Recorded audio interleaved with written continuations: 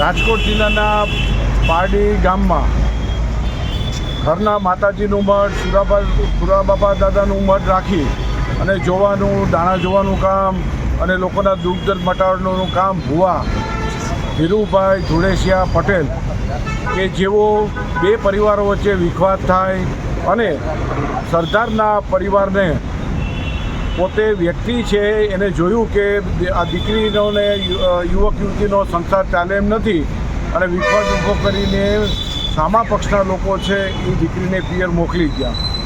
આ નિમિત્તની અંદર ભુવાનો એક ષડયંત્રનો ભાગ હતો। એને સાપર વેરાવળના મુકેશભાઈ મેઘજીભાઈ કાપડિયા નામના પરિવારનો દીકરો છે, કૃણાલ છે। આ દીકરાએ દીકરીને બોલાવવાનું બંધ કરી દીધું, એની સાથે વાતચીત કરવાનું બંધ કરી દીધું। દીકરી છે નિર્દોષ હતી અને દીકરીને ઘરના પરિવારો માર મારતા હતા એવી હકીકત પણ સામે આવી છે। આ સમગ્ર બનાવની અંદર ભુવાનો ઉપયોગ કરી, ભુવાનો ષડયંત્રનો ભાગ રચના કરી અને સંબંધો પૂરા કરવાનું એક કાવતરું કરેલું હતું। તે કાવતરું નિષ્ફળ નીવડેલી છે।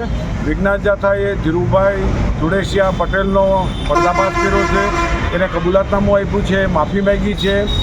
સામે સરદારના બાબુભાઈની પણ માફી માગી લીધી છે કે પોતાની વરવી ભૂમિકા હતી અને હવે પોલીસ છે અરજીના અનુસંધાને આગળની કાર્યવાહી કરે છે અને ધીરુભાઈ પટેલ સામે અટકાયતી પગલાં લીધા છે।